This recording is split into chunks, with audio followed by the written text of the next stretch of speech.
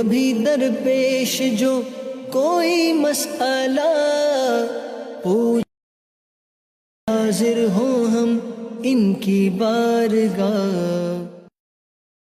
الحمد للہ رب العالمین والصلاة والسلام علی خاتم النبیین اما بعد فاعوذ باللہ من الشیطان الرجیم بسم اللہ الرحمن الرحیم والصلاة والسلام علیک یا رسول اللہ وعلی آلک واصحابک یا حبیب اللہ والصلاة والسلام علیک یا نبی اللہ وعلی آلک واصحابک یا نور اللہ۔ مدنی چینل کے ناظرین، پروگرام دارالافتاء اہل سنت میں آپ کو خوش آمدید کہتے ہیں۔ اللہ رب العالمین ہم سب کو دین اسلام کے احکامات سیکھ کر سمجھ کر ان پر عمل پیرا ہونے کی توفیق عطا فرمائے۔ ہمارے پیارے رسول صلی اللہ تعالی علیہ وآلہ وسلم کا فرمان عظمت علی شان ہے، زینوا مجالسکم بالصلاۃ علیہ فإن صلاتکم علیہ نور لکم یوم القیامہ۔ اپنی مجلسوں کو مجھ پر درود پڑھ کر آراستہ کرو، خوبصورت بنا لو، تمہارا مجھ پر درود پڑھنا قیامت کے دن تمہارے لیے نور ہوگا۔ صلو علی الحبیب صلی اللہ تعالی علی محمد صلی اللہ علیہ وآلہ وسلم، صلاۃ و سلام علیک یا سیدی یا رسول اللہ وعلی آلک و اصحابک یا سیدی یا حبیب اللہ۔ ناظرین کرام، اس پروگرام میں بطور خاص سوال جواب کی صورت میں علم دین کی باتیں ہوتی ہیں، احکامات شریعت آپ تک پہنچائے جاتے ہیں۔ تو اول تاخیر ہمارے ساتھ پروگرام میں شامل رہیں گے تو انشاءاللہ سیکھنے کو بھی ملے گا، اور وہ احکامات بالخصوص جن کے بارے میں ہم جاننا چاہتے ہیں۔ بعضوں کا ذہنوں میں سوالات ہوتے ہیں لیکن کہیں پوچھے نہیں ہیں، کہیں سے معلومات نہیں حاصل کی۔ آپ یہ پروگرام اول تاخیر دیکھیں گے تو انشاءاللہ آپ کو ایسے سوالات کا بھی علم بھی ملے گا۔ ہمارے ساتھ آج کے پروگرام میں تشریف فرما ہیں مفتی محمد کفیل رضا اتاری صاحب، ان کو بھی خوش آمدید کہتے ہیں۔ جزاک اللہ خیر۔ کیسے مزاج گرامی؟ الحمدللہ علی کل حال۔ ماشاءاللہ۔ ہمارے پاس کچھ ویڈیو سوالات ہیں تو ہم پہلے بڑھتے ہیں اپنے ناظرین کے ان سوالات کی طرف۔ میرا مفتی صاحب سے یہ سوال ہے، کچھ لوگ رات کو پھول توڑتے ہیں اور یہ کہتے ہیں کہ اس سے شیطان اور جنات وغیرہ کے سائے آ جاتے ہیں، تو اس کے بارے میں کیا حکم ہے؟ پلیز ارشاد فرما دیجیے۔ جی، پھول توڑتے ہیں اور کہتے ہیں کہ اس سے سایہ آ جاتا ہے، یا کوئی اور اس طرح کے توہمات اس کو کہیں، یا ویسے وساوس خیالات لوگوں کے ذہنوں میں آتے ہیں۔ بسم اللہ الرحمن الرحیم۔ بلا وجہ تو خیر پھول نہیں توڑنے چاہیے، لیکن اگر وہ آپ دن میں توڑتے ہیں یا رات میں توڑتے ہیں تو ایسا نہیں ہے کہ اس کی وجہ سے جو ہے وہ جنات آپ پر حاوی ہو جاتے ہیں یا جنات کے اثرات جو ہے وہ آ جاتے ہیں۔ تو یہ اس طرح کی باتیں جو ہے وہ ہونا ضروری جو ہے وہ نہیں ہے۔ ہاں، ممکن ہے کہ جنات بسا اوقات جو ہے وہ درختوں پر جو ہے وہ ہوتے ہیں، تو اگر کوئی ان کو تکلیف پہنچاتا ہے تو ممکن ہے کہ وہ جو ہے وہ اس کو جو ہے وہ پھر تکلیف آگے سے پہنچائیں، لیکن یہ کہ نہیں جناب پھول توڑنے والے کے اوپر ہی جنات جو ہے وہ آئیں گے، یہ کوئی ضروری نہیں ہے، اور ایسی کوئی چیز جو ہے وہ لازم و ملزوم نہیں۔ ٹھیک ہے۔ اچھا، کہیں جاتے ہیں تو ویسے بھی لوگ پھول توڑتے ہی رہتے ہیں، کسی کے گھر جائیں یا کہیں پارک میں جائیں یا کوئی اور ایسی جگہیں جہاں خود ہی ایک خوبصورتی کے لیے پھول لگائے جاتے ہیں، تو بچوں میں بھی ہے، بعض بڑوں میں بھی عادت ہے، کیا کہتے ہیں آپ؟ دیکھیں، ایک ہے کہ عوامی سطح کے اوپر کوئی ایسی چیز ہے جو کہ پبلک کی ہے، تو وہاں سے اگر کسی نے توڑ لیا، جبکہ وہاں پہ لگانے والوں نے جو ہے وہ ویسے ہی، بعض پھول ہوتے ہیں کہ بعض درختوں کے اندر جو ہے وہ اگ رہے ہوتے ہیں، تو اس کو کوئی توڑ بھی لے تو اس میں کوئی حرج جو ہے وہ نہیں ہوتا، لیکن بعض ہوتے ہیں جیسے پودے ہوتے ہیں کہ باقاعدہ سجا کر جو ہے وہ رکھے جاتے ہیں، یا ان کا باقاعدہ پھولوں کا اہتمام جو ہے وہ کیا جاتا ہے، تو وہاں پہ مقصود یہی ہے کہ ان پھولوں کی نمائش یا ان پھولوں کی خوبصورتی کے ذریعے سے ماحول کو جو ہے وہ خوبصورت بنایا جائے، تو وہاں پہ بالکل جو ہے وہ یوں نہیں توڑنے چاہیے، اور کسی کی ملکیت والے جو درخت ہیں یا پودے ہیں تو وہاں سے تو اس کی اجازت کے بغیر ویسے ہی توڑنا جائز نہیں ہے، تو آپ کو اجازت ہی لینا ہوگا۔ اچھا، پھر کئی دفعہ ایسا ہوتا ہے کہ بعض جگہوں پر ان کا تعلق وقف کی چیزوں سے ہوتا ہے، مسجد کے اندر پھول لگے ہوئے ہیں، قبرستان کے اندر جو ہے وہ لگے ہوئے ہیں، تو وہاں بدرجہ اولیٰ جو ہے وہ ان کو توڑنا جائز نہیں ہوگا۔ ان دنوں میں بات کریں تو ملک بھر میں اور کئی جگہوں پہ بطور خاص ایک مہم شجر کاری کے نام سے، اور اس موسم میں تو اور پودے لگائے جاتے ہیں، اور یہ لگانے بھی چاہیے۔ بالخصوص بات کریں کہ ہمارے ملک کے اندر بھی اور مدنی چینل کے نشریات بھی آپ ان موضوعات پہ مختلف سوشل میڈیا پر کلپس بھی آپ دیکھتے ہیں کہ ان کے ذریعے سے کتنے اثرات شجر کاری کے ذریعے سے، درخت لگانے کے ذریعے سے جو لوگوں کو فوائد حاصل ہوتے ہیں، وہ چاہے صحت کے اعتبار سے ہو یا دیگر اور بھی کتنی ضروریات زندگی ہیں جو درختوں سے ہی اٹیچ ہوتی ہے۔ لکڑیوں کا حصول، ہمارے گھروں میں دروازے، کھڑکیاں، تو یہ سب کچھ کیا ہے؟ تو یہ درختوں سے ہی آگے جا کر یہ چیزیں حاصل کی جاتی ہیں۔ تو ایک یہ بھی مہم ہوتی ہے، تو اس میں آپ کیا کہتے ہیں؟ شجر کاری جو ہے وہ دینی اور دنیاوی دونوں اعتبار سے جو ہے وہ فائدہ مند ہے، اور خاص طور پر اگر ہم دینی اعتبار سے دیکھیں تو حدیث میں فرمایا کہ جس نے درخت لگایا تو وہ اس کے لیے صدقہ ہے، اس میں سے جو انسان یا جانور یا پرندہ کچھ بھی کھاتا ہے تو وہ اس لگانے والے کے لیے صدقہ جو ہے وہ ہوتا ہے۔ تو اس اعتبار سے بھی اچھا۔ پھر درخت آپ نے چھاؤں کے لیے لگایا کہ یہ جناب چھوٹا پودا لگایا کہ بڑا ہوگا، درخت بنے گا تو اس کی چھاؤں میں لوگ آرام جو ہے وہ کریں گے، تو بالکل یہ بھی جو ہے وہ ایک صدقہ جاریہ والی صورت ہے، کیونکہ عام طور پہ درخت وغیرہ ایک طویل عرصے تک جو ہے وہ قائم جو ہے وہ رہتے ہیں، اور فی زمانہ جتنی جو ہے وہ فضا کے اندر آلودگی ہے اس اعتبار سے بھی جو ہے وہ درختوں کا لگانا مفید ہے۔ تو بالکل اچھی نیتوں کے ساتھ جو ہے وہ درخت لگانے بھی چاہیے، اور جو لگے ہوئے درخت ہیں ان کی حفاظت بھی کرنی چاہیے۔ ٹھیک جی، مزید سوال؟ اس حساب سے میرا یہ سوال ہے کہ اسلامی شریعت کی روح سے قرض حسنہ کیا ہے اور اس کے کیا احکامات ہیں؟ برائے مہربانی جواب ارشاد فرما دیجیے۔ جی، قرض حسنہ، جی بڑا کامن جو ہے وہ ورڈ ہے، لوگ جو ہے وہ مختلف اعتبار سے جو ہے وہ اس کو استعمال کرتے ہیں۔ قرض کے معنی تو یہی ہے کہ آپ جب قرض دیتے ہیں تو سامنے والا آپ کو وہ رقم جو ہے وہ واپس کرتا ہے۔ اب قرض حسنہ اس اعتبار سے ہے کہ آپ کسی کو قرض دیں اور اس پر سود وغیرہ کسی بھی قسم کی کوئی اضافی چیز کی شرط نہ لگائیں، تو یہ بھی قرض حسنہ ہے کہ آپ نے ایک مسلمان کی مدد کے لیے اسے قرض فراہم کیا، اور اس کے اوپر کسی بھی قسم کا اضافی آپ مطالبہ نہیں کر رہے، بلکہ یہی کہہ رہے ہیں کہ ٹھیک ہے، آپ جو ہے جب آپ کی حاجت پوری ہو جائے تو آپ مجھے یہ رقم واپس کر دیجیے گا، تو یہ بھی قرض حسنہ ہے۔ ہمارے ہاں عرف میں لوگ اس کو اس سے بھی تعبیر کرتے ہیں کہ یار دے دیا ہے، جب صورت بن جائے تو آپ دے دیجیے گا، نہ بنے تو کوئی مسئلہ نہیں ہے۔ تو اس کو بھی لوگ قرض حسنہ سے جو ہے وہ تعبیر جو ہے وہ کرتے ہیں۔ صدقہ دینا، اللہ پاک کی بارگاہ میں، اللہ کی راہ میں جو ہے وہ خرچ کرنا، اس کو بھی قرض حسنہ جو ہے وہ کہا گیا قرآن کریم میں۔ من ذا الذی یقرض اللہ قرضا حسنا، کون ہے وہ جو اللہ کو جو ہے وہ قرض حسن دے؟ تو لہٰذا یہ مختلف معنی میں استعمال ہوتا ہے، لیکن بہرحال اگر کسی کو آپ نے نارمل بھی قرضہ دیا ہے اور آپ واپسی کی بات بھی کر رہے ہیں کہ مجھے واپس دیجیے گا، اور اس میں کسی قسم کا اضافی آپ اوپر نہیں لے رہے نفع، تو یہ بھی قرض حسنہ ہی ہے، اور اس میں دینے والے کے لیے ثواب ہے۔ ٹھیک، اور جہاں پر آپ نے یہ کہہ دیا کہ بھئی آپ جو ہے وہ مجھے اپنی سہولت کے حساب سے جو ہے وہ دے دیجئے گا، تو اس کے اندر بھی یہ بھی ایک اچھی جو ہے وہ آپ سامنے والے کو جو ہے وہ مہلت اور سہولت دے رہے ہیں۔ لیکن اس میں کئی دفعہ ایسا ہوتا ہے کہ آپس میں جو ہے وہ اختلاف جو ہے وہ ہو جاتا ہے، وہ یہ کہتا ہے کہ یار میں نے تو یہ سمجھا تھا کہ آپ مہینہ نہیں 2 مہینے میں دے دیں گے یا 4 مہینے میں دے دیں گے، اور وہ یہ سمجھتا ہے کہ نہیں میں سالوں تک ہی نہ دوں تو جناب جو ہے وہ کوئی مسئلہ جو ہے وہ نہیں ہے، یا میرے پاس ہوں گے تو دوں گا، نہیں ہوں گے تو نہیں دوں گا۔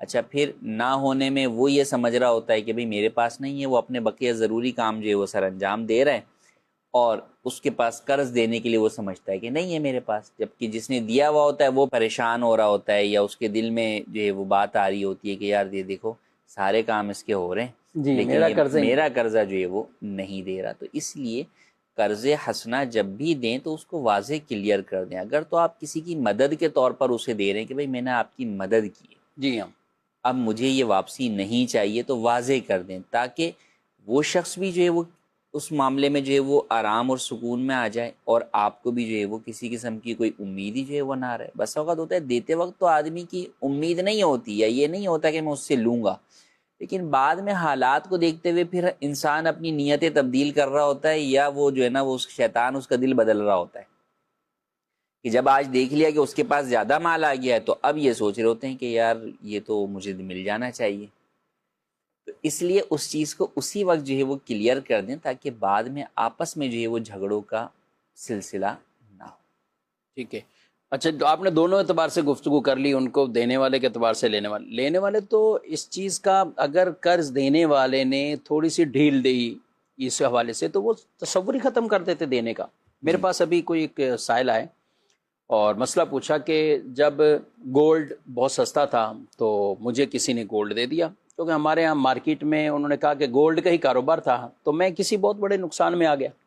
اب جب میں نقصان میں آیا تو کسی نے کچھ گولڈ دیا. اچھا، دیا بھی کتنا؟ 20 تولے.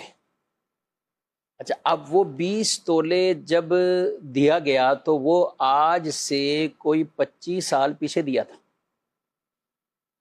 تو اس وقت کی مالیت کہہ رہے ہیں کہ وہ لگائیں اس کی، تو وہ تقریباً 1.25 لاکھ کا ہوگا، زیادہ زیادہ 1.5 لاکھ کا ہوگا، بس اتنا ہی تھا. اس کی باتیں بڑی اچھی لگ رہی تھی سننے کو کہ 6,000 7,000 تولے کی باتیں کر رہے ہیں بھائی یہ. تو اب وہ کہہ رہے اس وقت تھا. لیکن ایسے ہی جیسے اب گولڈ سونا بہت بوسٹ کر گیا، تو اب پتہ نہیں اس کے دماغ میں کیا بات آئی، تو اس نے تو مجھ سے یہ تقاضا کرنا شروع کر دیا. حالانکہ میں نے اسی وقت اس کو کہا تھا، اس نے بھی کہا تھا اس کے آپ ٹینشن نہ لیں اور اس کو آپ کل عدم ہے، اس کو ختم سمجھیں. ٹھیک ہے. اور میں نے کہا ٹھیک ہے، اسی طرح کر لیا. لیکن یہ ہوا پھر بعد میں کہ اب وہ تقاضا کر رہے ہیں. اب اللہ علم ان کا کہنا تھا کہ ان کے دل میں لالچ اس لیے آئی کہ زیادہ قیمت ہو چکی اس لیے لالچ آئی ہے، یہ کیا ہے؟ کیونکہ آج سے پہلے انہوں نے تذکرے نہیں کیے اس چیز کے. تذکرہ یہ ہوتا تھا لینا دینا. جی، اصل یہی ہے کہ جملے اس طرح کے لوگ جو ہے وہ کہتے ہیں ٹینشن نہیں لیں، ٹینشن نہیں لینا. اب اس سے آپ کیا مطلب ہے کہ ٹینشن بھئی جو ہے وہ آپ کو واپسی دینا ہے میں نے یا نہیں دینا. اچھا، اسی طرح کے معاملات، یہ تو ایک کاروباری معاملات میں بھی بس اوقات لوگ اس طرح جو ہے وہ کہہ دیتے ہیں. گھر کے اندر ہوتا ہے کہ بہن بھائیوں نے آپس میں جو ہے وہ گھر بناتے وقت کسی نے قرضہ جو ہے وہ دیا، سونا جو ہے وہ دیا، یا پیسے جو ہے وہ دیے، یا کوئی اور چیز جو ہے وہ دی. تو وہ پھر یہی ہوتا ہے کہ بعد میں جب بہت زیادہ جو ہے وہ اس چیز کی قیمت بڑھ جاتی ہے، یا یوں لگتا ہے، نظر آتا ہے کہ یار سامنے والے کے پاس تو مال ہے، تو پھر وہ لگ رہا ہوتا ہے کہ یار جب سامنے والے کے پاس مال ہے تو پھر میرا مال اس کے پاس کیوں جو ہے وہ پڑا رہا، میں نے تو اس وقت دیا تھا جب یہ جو ہے وہ تنگ دست تھا یا حاجت مند تھا. تو یوں اس طرح کی چیزوں کو سامنے رکھتے ہوئے جو ہے وہ کئی دفعہ خود ہمارا اپنا دل بھی یعنی ضمیر بھی اس چیز کے اوپر سوچ رہا ہوتا ہے کہ نہیں یار دیتے وقت تو یہ نیت نہیں تھی، لیکن شیطان پھر اس کے مختلف ہیلے بہانے جو ہے وہ کر رہا ہوتا ہے. تو اس لیے یوں مبہم چیزوں میں رکھنا ہی نہیں چاہیے، بلکہ آپ کو اس چیز کو باقاعدہ متعین کر دینا چاہیے کہ بھئی یہ چیز آپ سے لی ہے، یہ بطور قرض ہے، اور یہ جناب جو ہے وہ میں آپ کو واپس کروں گا. اب یہ جیسے یہ تو ایک سونے کی آپ نے مثال دی. اب عام طور پہ اس کے برعکس کیا ہوتا ہے کہ بہن نے یا بیوی نے یا کسی نے بھی اپنا زیور بیچ کر پیسے دیے. صحیح. اب ان کے ذہن میں یہی ہوتا ہے کہ بھئی ہم نے زیور بیچا تھا تو ہمیں زیور ہی جو ہے وہ چاہیے. اب 20-25 سال کے بعد وہ کہتے ہیں ہم نے تو جناب 5 تولے زیور بیچا تھا، اب آپ 5 تولے زیور کے پیسے دیجیے. حالانکہ دیے اس شخص کو جو ہے وہ زیور نہیں تھا یا سونا نہیں دیا تھا، اس کو دیا پیسہ ہی تھا. تو اگرچہ آپ نے سونا بیچ کر دیا تھا، لیکن جب سامنے والے کے ہاتھ میں آپ نے جو ہے وہ پکڑایا جو ہے وہ پیسہ ہے، تو وہ پیسہ ہی واپس کرے گا، چاہے وہ 20 سال کے بعد واپس ہو یا جناب 100 سال کے بعد واپس ہو. ٹھیک. اب اس کو آپ سونے سے کمپیئر جو ہے وہ نہیں کر سکتے. یعنی وہ ریٹ آپ یہ نہیں کر سکتے. یہ نہیں آپ کے جناب اس وقت سونا یہ کہ دیا ہی سونا تھا، یعنی بھائی آیا گھر پہ، اب بہن ان کو دے دے، اور اسی طرح شوہر نے بیوی سے کہا. جی، اول تو امید نہیں ہوتی، بہت کم ہوتا ہے، لیکن بعض بیویاں اعتماد میں آگے دے بھی دیں. تو اب وہ تو کہتی ہیں میں نے آپ کو 4 تولے 5 تولے، یہ میرے پر رسیدیں پڑی ہوئی ہیں، شادی کا میرا اتنا زیور تھا، فلاں فلاں فلاں تھا، تو یہ دیا ہے. جب زیور کی بات آتی ہے تو پھر اس میں وہی ہے کہ جب دیکھیں آپ سونا قرض دیں گے اور قرض کے شرعی اصول پائے جائیں گے. اب شرعی اصول قرض میں کیا ہے کہ آپ مثلی چیز کا قرض دے سکتے ہیں. اب مثلی چیز کا مطلب یہ کہ اگر سونا آپ پگھلا کر دیتے ہیں یا سونا بسکٹ کی شیپ کے اندر دیتے ہیں تو ٹھیک ہے، وہ سونا ہی واپس کرے گا اتنے وزن کے اعتبار سے. لیکن اگر آپ نے زیور دیا ہے تو زیور مثلی چیز نہیں ہے، کیونکہ مختلف ڈائیاں چینج ہو جاتی ہیں. جو ڈائی جناب 25 سال پہلے تھی آج اس ڈیزائن کا جو ہے وہ زیور ہی جو ہے وہ نہیں ہوگا. تو اس لیے زیور کی صورت میں دینے کی صورت میں وہ قیمی بنا. جب وہ قیمی بنا تو اب اس صورت میں اس وقت کی قیمت کا ہی اعتبار ہوگا. اور وہ بھی اس وقت کی. اس وقت کی. کتنا اہم مسئلہ ہے. تو اب اس معاملے میں ہوتا یہ ہے کہ لوگ اس چیز کی طرف توجہ جو ہے وہ نہیں دیتے. ابھی جیسے آپ نے کہا تو میرے پاس بھی ابھی 2-4 دن پہلے 2 بھائی جو ہے وہ آئے تو انہوں نے یہی کہا. میرا بھائی جو ہے نا وہ ایک قرضے کے معاملے میں اور جو ہے نا بہت زیادہ وہ ہو گیا تھا تو میں نے اس کو جو ہے وہ پیسے دیے. اچھا اب وہ یہی کہہ رہا ہے کہ بھائی لینے والا یہ سوچ رہا ہے کہ میں پورا میرا کاروبار ڈوب گیا تھا تو میرے کو جو انہوں نے دیے تو میرے تو وہم و گمان میں بھی نہیں تھا کہ یہ بطور قرض دے رہے ہیں. میرے ذہن میں تو یہی تھا کہ انہوں نے میری مدد جو ہے وہ کی ہے، لیکن چلیں یہ پھر بھی کہتے ہیں تو میں جو ہے وہ ان کو وہ پیسے واپس لوٹا دیتا ہوں آج.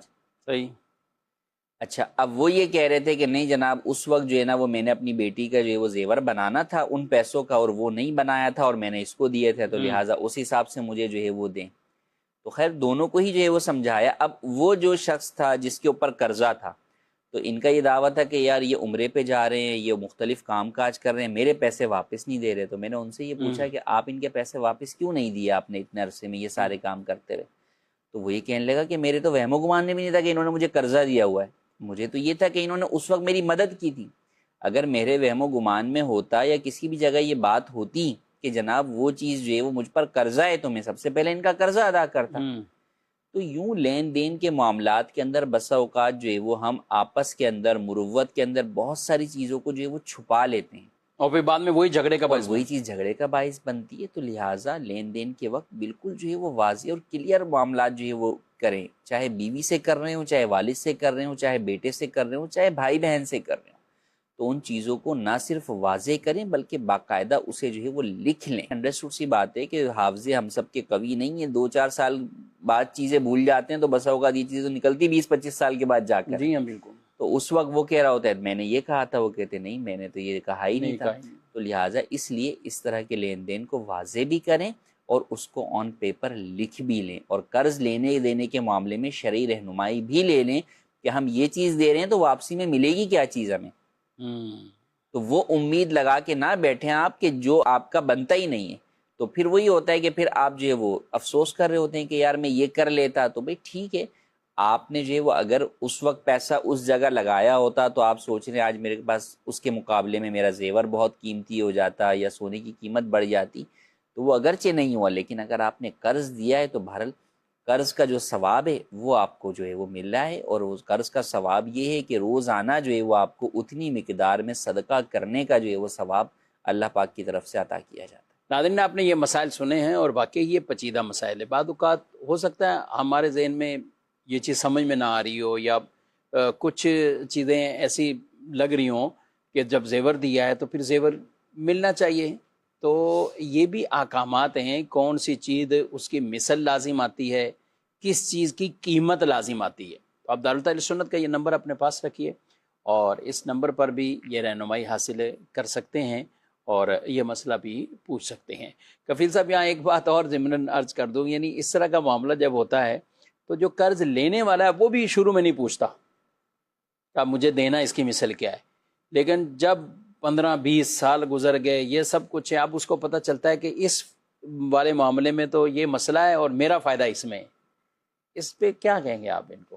یہ دیکھیں بنیادی طور پر شرعی اعتبار سے کسی چیز کا لازم ہونا یہ ایک الگ معاملہ ہے، لیکن بات وہی ہے کہ ہم شریعت مطہرہ پر عمل اس لیے کرنا کہ یار یہ ہمارے حق میں یہ بات جا رہی ہے یا یہ اس چیز کا ہمیں فائدہ ہے، تو یہ در حقیقت نہیں ہونا چاہیے. اگر اس شخص نے آج سے 20-25 سال پہلے آپ کے ساتھ ایک بھلائی اور نیکی کی ہے، صحیح، تو آپ کو بھی تو یہ چاہیے کہ آپ بھی اس کے ساتھ بھلائی اور نیکی کریں. ٹھیک ہے، اگرچہ شرعاً لازم یہی ہے کہ آپ جو ہے وہ اتنی ہی چیز واپس کریں، صحیح، لیکن جب طے ہی نہیں ہے، کوئی اوپر کی طے ہی نہیں ہے، ایسی چیز اس وقت ہوئی آپ کے ساتھ. جب واجب اور لازم کے علاوہ جو ہے وہ اخلاق، مروت، احسان، یہ تمام چیزیں بھی تو دین اسلام کی تعلیمات میں ہی ہے نا. تو یوں آپ کو چاہیے کہ آپ ان کے ساتھ حسن سلوک کریں. اگر آپ کی بہن نے ایسا دیا ہے یا آپ کے جو ہے وہ بیوی نے آپ کے ساتھ جو ہے وہ یہ احسان کیا ہے، اچھا پھر ہوتا بھی یہی ہے کہ ہمارے ہاں بات اس وقت خراب ہوتی ہے جب تعلقات بگڑ جاتے. صحیح، یا تو لالچ ہوتی ہے یا یہ ہوتا ہے کہ نہیں جناب بیوی اگر اس کے ساتھ رہ رہی ہے، ہنسی خوشی رہ رہے ہیں تو اور شاید اس سے زیادہ سونا بنا کر اسے دے دے. جی، لیکن اگر کسی جگہ پر جناب جو ہے وہ جھگڑا ہو گیا یا طلاق ہو گئی یا ویسے جو ہے وہ روٹ کر جو ہے وہ بیٹھی ہوئی ہے، مسائل ہوتے ہیں. تو اب پھر جو ہے وہ چیزیں بدل جاتی ہیں، لوگ اپنی نیتیں بدل دیتے ہیں، اپنی باتیں جو ہے وہ بدل جاتے ہیں، کہیں بھی باتوں سے جو ہے وہ مکر جاتے ہیں۔ تو لہٰذا اس بات کو پیش نظر رکھنا چاہیے کہ اگر ہمارے ساتھ کسی نے ہمارے مشکل وقت پہ ساتھ دیا ہے تو ہمیں بھی آج اس کے ساتھ جو ہے وہ احسان اور حسن سلوک کرتے ہوئے اس کے ساتھ بھلائی کرنی چاہیے۔ ٹھیک، مزید سوال۔ مفتی صاحب سے میرا یہ سوال ہے، جانور لڑوانا اور ان کا تماشا دیکھنا کیسا؟ برائے کرم جواب ارشاد فرما دیں۔ جی دیکھیں، جانور کوئی بھی جاندار چیز ہے، اس کو اگر آپ جو ہے وہ لڑاتے ہیں تو انڈرسٹوڈ سی بات ہے کہ دو جاندار چیزیں جب آپس میں لڑتی ہیں تو انہیں جو ہے وہ تکلیف پہنچتی ہے، اور ایسا کرنا جو ہے وہ جائز نہیں ہے۔ جانوروں کے اوپر بھی دین اسلام کی تعلیمات جانوروں سے متعلق یہی ہیں کہ ہم ان کے ساتھ نرمی اور حسن سلوک والے معاملات کریں، ہرگز ان کے اوپر ظلم نہ کریں۔ کئی احادیث طیبہ کے اندر ہمیں یہ ملتا ہے کہ ایک عورت جو ہے وہ ایک بلی کی وجہ سے جو ہے وہ جہنم میں گئی، کہ اس نے بلی کو باندھ رکھا تھا، نہ اسے جو ہے وہ خود دانہ دیتی تھی، کھانے پینے کو کچھ دیتی تھی، نہ ہی اس کو چھوڑتی تھی کہ وہ خود جا کر بلی اپنے لیے غذا کا اہتمام کر لے۔ تو لہٰذا جانوروں کو لڑانا، وہ چاہے مرغے لڑائیں، وہ چاہے کتے لڑائیں، چاہے جو ہے وہ بکرے لڑائیں، کسی بھی قسم کے جانور کو لڑانا جو ہے وہ جائز نہیں ہے۔ اور چونکہ یہ عمل جو ہے وہ ظلم پر مشتمل ہے، تو ظلم پر مشتمل اس عمل کو دیکھنا، اس کا تماشا بنانا، یا جناب جو ہے وہ اس کے اوپر پیسے لینا، یا بغیر پیسوں کے بھی جو ہے وہ دیکھنا، یہ جو ہے وہ اس گناہ کے اندر شرکت کرنے والی بات ہے۔ اور اللہ پاک نے قرآن مجید میں واضح فرمایا کہ گناہ اور زیادتی کے کاموں پر ایک دوسرے کی مدد نہ کرو۔ تو یہ ظلم اور زیادتی والا معاملہ ہے، گناہ کا معاملہ ہے، تو ہرگز اس میں شریک نہیں ہونا چاہیے، نہ ایسی ویڈیوز دیکھنی چاہیے، نہ اس طرح کے جو مختلف جگہوں پر میلے لگتے ہیں ان میں جو ہے وہ شریک ہونا چاہیے، اور نہ ہی جانوروں کو لڑوانا چاہیے۔ کہ بہرحال جانور پر ظلم کرنا انسان پر ظلم کرنے سے زیادہ برا ہے، کیونکہ انسان پر اگر آپ سے ظلم ہوتا ہے تو وہ تو چلیں کسی دوسرے انسان کو اپنی شکایت کر دیتا ہے، لیکن جانور تو کسی سے شکایت نہیں کرے گا سوائے رب العالمین کے۔ تو آپ یہ سوچیں کہ اس پر ظلم کر کے گویا کہ آپ ڈائریکٹ جو ہے وہ اپنے آپ کو جو ہے وہ کہاں پر پیش کر رہے ہیں، تو رب کے غضب کا جو ہے وہ آپ مستحق جو ہے وہ بننے جا رہے ہیں۔ تو ہرگز جو ہے وہ ایسا نہیں کرنا چاہیے۔ اچھا، ایک تو جانور دوسرے جانور سے ٹکرا رہا ہے، اس سے زخمی ہو رہے ہیں، اور دوسرا جس کا کمزور ہے یا نہیں صحیح مقابلہ کر پا رہا، تو یہ لوگ بھی الگ ڈنڈے برساتے ہیں مختلف جانوروں کے اعتبار سے، اور ان کے اوپر یہ ایک الگ ظلم الگ سے جو ہے وہ ظلم کرتے ہیں۔ بلکہ جو اس فیلڈ میں ہوتے ہیں وہ تو پھر اس طرح کے جانوروں کو ان چیزوں کی یا مقابلے کی تیاری کے لیے بھوکا بھی رکھتے ہیں، ٹھیک ہے، اور اس کے علاوہ انہیں اور تکالیف بھی جو ہے وہ دیتے ہیں، بلکہ اگر وہ ہار کے آ جائیں تو بسا اوقات انہیں جو ہے وہ مار بھی جو ہے وہ دیتے ہیں۔ تو یہ تمام چیزیں جو ہے وہ ظلم بارائے جو ہے وہ ظلم ہیں، تو ان سے بچنا جو ہے وہ ہر ایک کے اوپر ضروری ہے، اور ہر ایک کو یہ سوچنا چاہیے کہ کل قیامت کو اگر یہی جانور اس کے اوپر مسلط کر دیے گئے تو جو ہے وہ کیا حال ہوگا، کیونکہ قیامت کا دن انصاف کا دن ہے۔ اس دن تو وہ بکری جو کہ سینگ والی ہے، اور وہ ہمارے لڑائے بغیر آپس میں جو ہے وہ خود ہی لڑی، اور اس نے جو ہے وہ سینگ والی نے بغیر سینگ والی کو جو ہے وہ مارا، تو کل قیامت کے دن اللہ کریم جو ہے وہ ان کے درمیان بھی آپس میں جو ہے وہ بدلہ دلوائے گا کہ بغیر سینگ والی جو ہے وہ سینگ والی کو مارے گی، تاکہ انصاف کے تمام تقاضے جو ہے وہ پورے ہوں۔ تو یہ سوچیں کہ جس کو ہم جو ہے وہ لڑوا رہے ہیں تو اس کا ہم پر کتنا جو ہے وہ گناہ ہوگا، اور اس ظلم کے ہمیں جو ہے وہ کیا سزا مل سکتی ہے۔ بلکہ لڑوائے بغیر ہمیں دکھ رہے دو جانور بندھے ہوئے آپس میں جو ہے وہ لڑ رہے ہیں، تو اسے بھی چاہیے کہ ہم جو ہے وہ ان کو چھڑا دیں، دور کر دیں ایک دوسرے سے، تاکہ وہ ایک دوسرے کو تکلیف نہ پہنچے۔ سنن ابو داؤد شریف میں اور دیگر کتب میں حدیث موجود ہے، نہا رسول اللہ صلی اللہ علیہ وسلم عن التحریش بین البہائم، جانوروں کے مابین ان کی لڑائی کروانے، ان سے منع کیا۔ اب کفیل صاحب اس کی جو تحریش دے گا تو اس کی شرح یہی بیان فرمائی کہ آپس میں انہیں ابھارنا، لڑائی پر ابھارنا اور شے دینا کہ جس کی وجہ سے وہ لڑیں آپس میں لڑیں۔ اچھا، یا تو خالص اس کے اوپر تو حدیث ہے، یعنی اس زمانے سے باقاعدہ اس کی ممانت آپ صلی اللہ علیہ وسلم نے یہ فرمائی۔ اب معاذ اللہ پورے پورے میلے، پھر ان کی واہ واہ اور میوزک، ڈھول ڈھمکے، اور کیا پتہ نہیں اس طرح کے معاملات اس میں ہوتے ہیں، اور پھر ساتھ ساتھ پیسے بھی کھیلے جاتے ہیں، جوا بھی کھیلا اس میں اس کے ساتھ ساتھ آ گیا کہ اس کے اوپر اتنا، جہاں دیگر کھیلوں کے اندر جوا صرف خاص لوگ نہیں لگا رہے، کھیلنے والے نہیں لگا رہے، لوگ آپس میں ہی لگا رہے ہوتے ہیں، فلاں ٹیم جیتنی ہے، فلاں ٹیم جیتنی ہے، وہ آپس میں ہی کھیلے، اس سے جی۔ کھیلنے والوں کو کوئی تعلق ہی نہیں ہے، لیکن وہ جوے لگا رہے ہیں۔ ویسے جانوروں کے بھی اندر اسی طرح لوگ جوے لگاتے ہیں اس کے اوپر، فلاں کا گھوڑا ایسا ہے، وہ دوڑ کے اعتبار سے یا نیزہ بازی کے اعتبار سے، ٹھیک ہے، ہم ہر چیز کو یا دوڑ کو یا دیگر کئی چیزوں کو ہم شریعت کی روح سے دیکھیں تو وہ بعض چیزوں میں تو گنجائش نکلتی بھی ہو، لیکن یہ جو جوا بیچ میں شروع ہو گیا، پھر یہ لڑائی کی تو گنجائش ہی نہیں کہ جانوروں کو لڑا کے ہم کہیں کہ کوئی گنجائش اس میں نکل رہی ہے، تو اس میں یہ جوے کھیلنا کیا کہتے ہیں آپ؟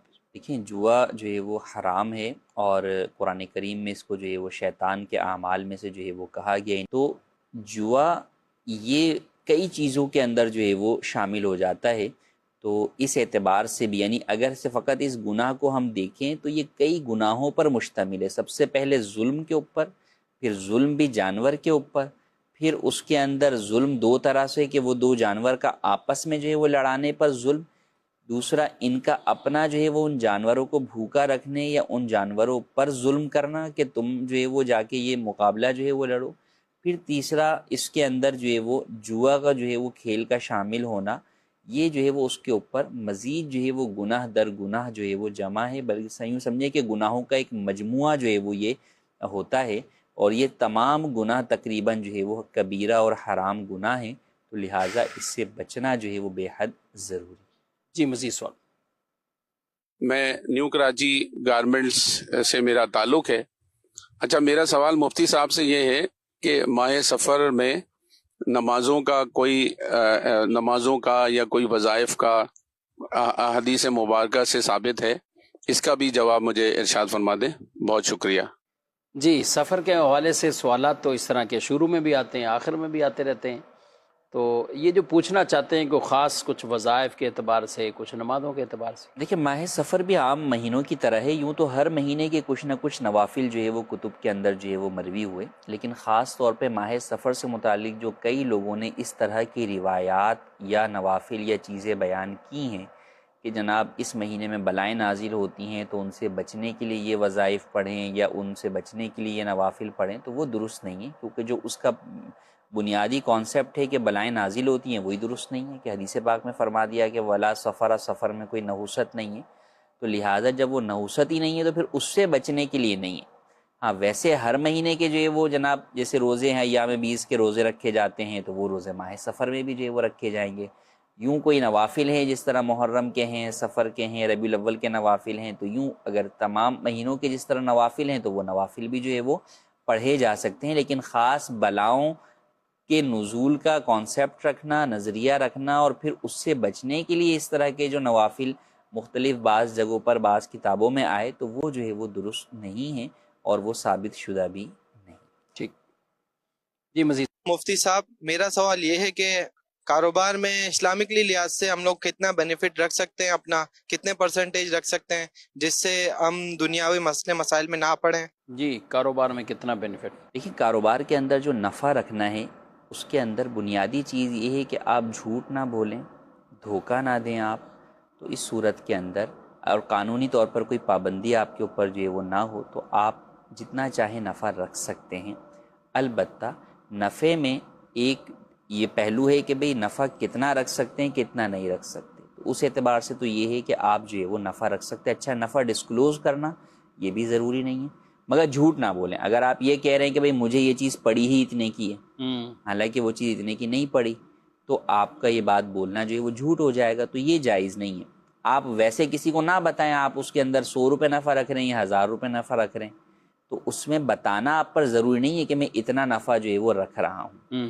ہاں، البتہ نفع رکھنے کے اندر اس بات کو دیکھنا چاہیے کہ خاص کر وہ چیزیں جو کہ غذائی اشیاء ہیں، ضروری خورد و نوش کی جو ہے وہ چیزیں ہیں، ان کے اندر نفع ایک مناسب رکھنا چاہیے، سامنے والے مسلمانوں کا خیال کرتے ہوئے اور ان کے ساتھ بھلائی کرتے ہوئے۔ اس میں در حقیقت دونوں طرف بھلائی ہے، خود تاجر کے لیے بھی بھلائی ہے کہ کم نفع رکھنے والے تاجر کا کاروبار جو ہے وہ اچھا چلتا ہے، لوگ جو ہے وہ اس سے زیادہ جو ہے وہ مال جو ہے وہ خریدتے ہیں، تو وہ کم نفع رکھ کر بھی اتنا زیادہ کما لیتا ہے کہ وہ بسا اوقات بعض زیادہ نفع رکھنے والوں سے جو ہے وہ اچھا کما لیتا ہے۔ ٹھیک۔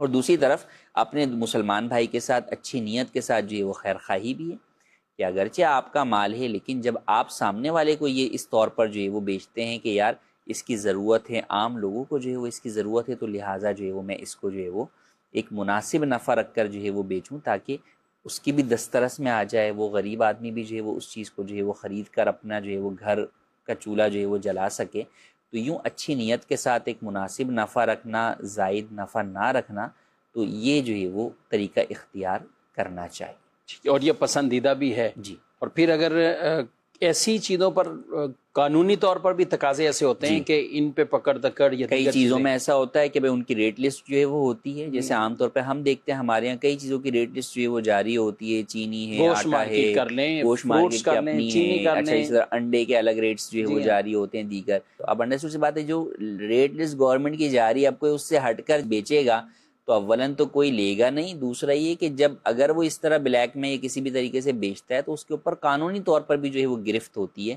تو لہٰذا جہاں پر قانونی اعتبار سے ریٹ لسٹ کی پابندی ضروری ہوتی ہے تو وہاں پر آپ کو جو ہے وہ اس کی پابندی کرنا بھی ضروری ہے۔ مزید سوال۔ مفتی صاحب سے میرا یہ سوال ہے، 99 ناموں کے علاوہ بھی اللہ پاک کے صفاتی نام ہیں؟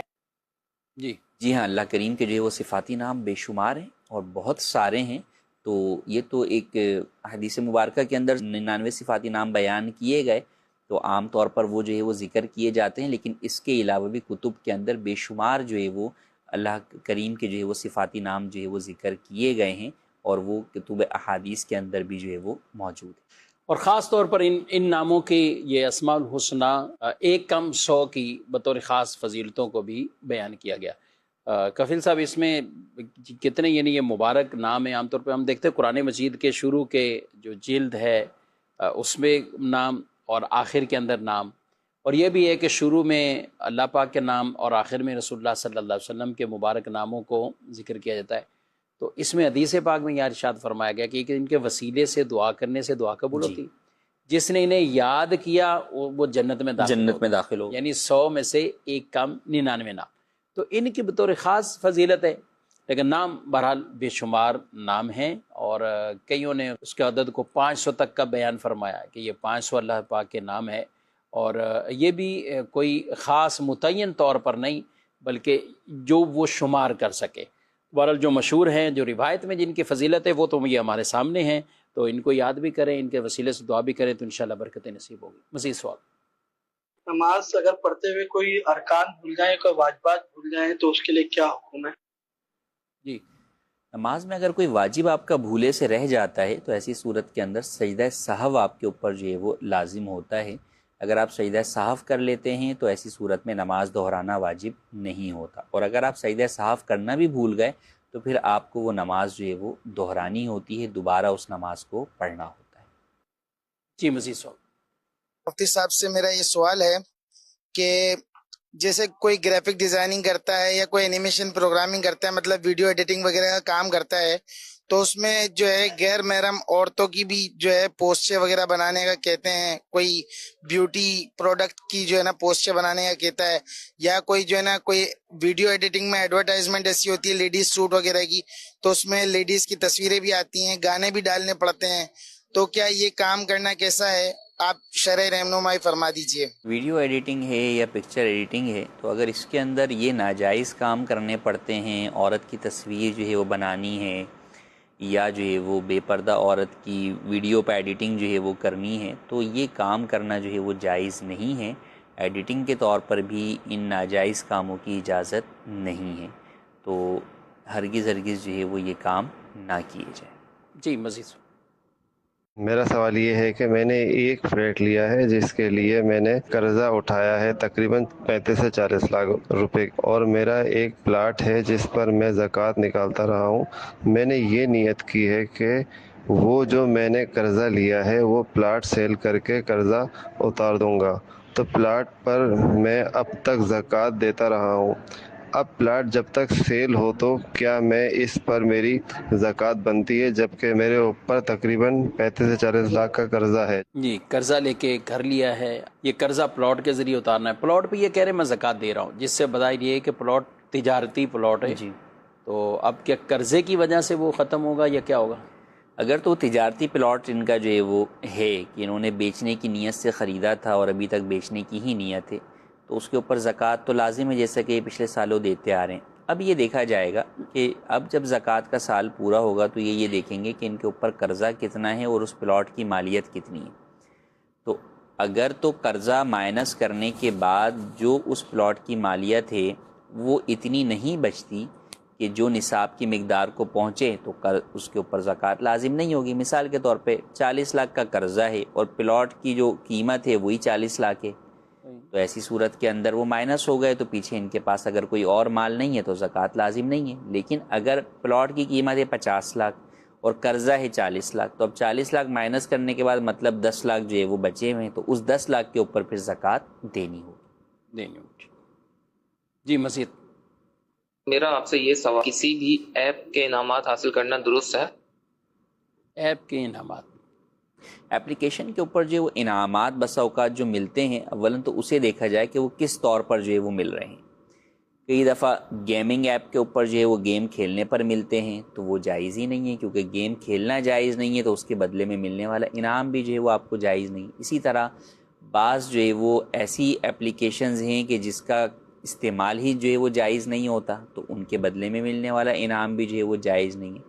اور ایک یہ کہ آپ کو شاپنگ کی ایپ ہے جس کے اوپر آپ کوئی بھی چیز جو ہے وہ خریداری جو ہے وہ کر رہے ہیں، اب اس کے بدلے میں آپ کو جو ہے وہ کہ بھئی آپ نے اتنی پرچیزنگ کر لی ہے تو اب آپ کو اتنے ہم جو ہے وہ کوئنز دے رہے ہیں، یا آپ کو مثال کے طور پہ ڈیلیوری فری کے جو ہے وہ اتنے کوپنز جو ہے وہ آپ کو جو ہے وہ دے رہے ہیں، یا اور کوئی ڈسکاؤنٹ واؤچرز دے رہے ہیں کہ آپ نیکسٹ پرچیزنگ کریں گے تو اس کے اندر آپ اسے استعمال کر سکتے ہیں. تو یہ آپ جو ہے وہ لے سکتے ہیں، اس میں کوئی حرج نہیں ہے اور انہیں استعمال بھی کر سکتے ہیں.